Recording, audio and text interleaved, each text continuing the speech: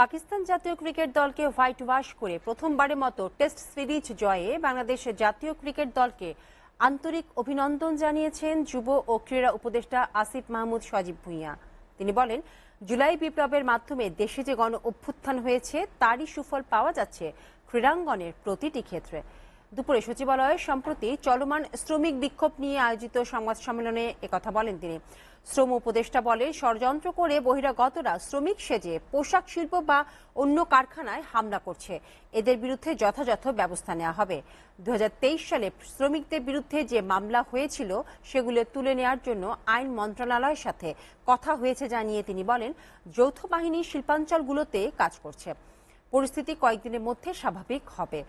ক্ষতিগ্রস্ত ব্যবসায়ীদের সহজ শর্তে ঋণ দেওয়ার কাজ চলছে জানিয়ে আসিফ মাহমুদ সজীব ভুঁইয়া বলেন, বকেয়া বেতন দ্রুতই পরিশোধ করতে মালিকপক্ষকে বলা হয়েছে।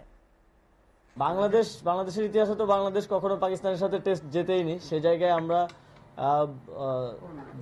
দুটো ম্যাচই সিরিজের দুটো ম্যাচ জিতেই পাকিস্তানকে হোয়াইট ওয়াশ করার যে গৌরব অর্জন করছি, এটি অবশ্যই আমাদের জন্য গৌরবের। এবং এজন্য আমি জাতীয় দলকে অভিনন্দন এবং শুভেচ্ছা জানাই। যেই জুলাই বিপ্লবের যে স্পিরিট, এটা আমরা স্পোর্টসের ক্ষেত্রেও দেখতে পাচ্ছি।